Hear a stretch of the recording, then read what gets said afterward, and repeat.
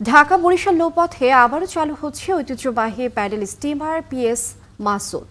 নভেম্বরের 15 তারিখে যাত্রা শুরু করবে এই নৌযান। সপ্তাহে একদিন চলবে স্টিমারটি।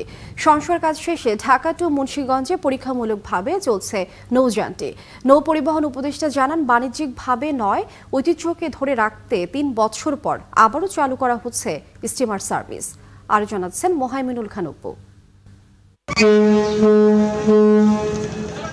18 শতকের শেষ দিকে ব্রিটিশদের মাধ্যমে এ অঞ্চলে শুরু হয় স্টিমার চলাচল। সে সময় কলকাতা থেকে সুন্দরবনের ভেতর দিয়ে চাঁদপুর হয়ে নারায়ণগঞ্জে পৌঁছত প্যাডেল স্টিমার।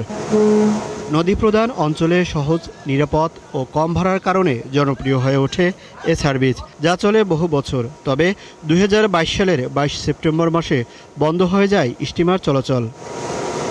ভ্রমণ পিপাসুরা বলছেন, তারা আবারও ঐতিহ্যবাহী স্টিমারে ভ্রমণ করতে পারবেন, তেমনি দক্ষিণ অঞ্চলের নদীপথের সাথে পরিচিত হতে পারবে।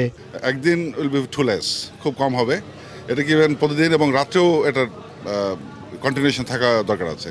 তারা হবে যে আপনার যারা এটাকে অপারেট করবে তারা একটা প্রফিট করতে পারবে এবং দেখা যাবে যে অন্য যারা পর্যটক যারা আছেন তারা সবাই উপকৃত হবে আর কি। যারা এফোর্ড করতে পারে তাদের জন্য এটা একটা কমফোর্ট জার্নি হতে পারে, সেফ জার্নি হতে পারে।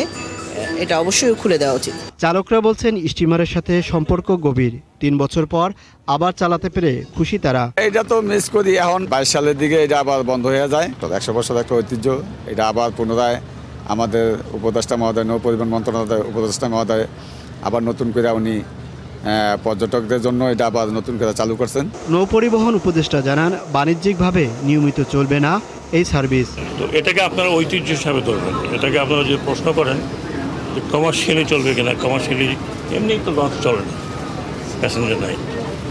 আর যদি যারা চালাবে তারা যদি মনে করে আরেকটা রুট দরকার, তারা পর্যটক নিয়ে যেতে পারবে, তাহলে আরেকটা রুট দেওয়া হবে। জাহাজে 323 জন পর্যটক আরোহণ করতে পারবেন। এছাড়া দিনের বেলায় চলাচলের জন্য মেঘনা সহ অন্যান্য নদীর সৌন্দর্য উপভোগ করতে পারবেন তারা। প্রতি শুক্রবার সকালে বরিশাল ও শনিবার সকালে ঢাকা যাত্রা করবে স্টিমারটি। মোহাইমিনুল খান অপু, 71, ঢাকা।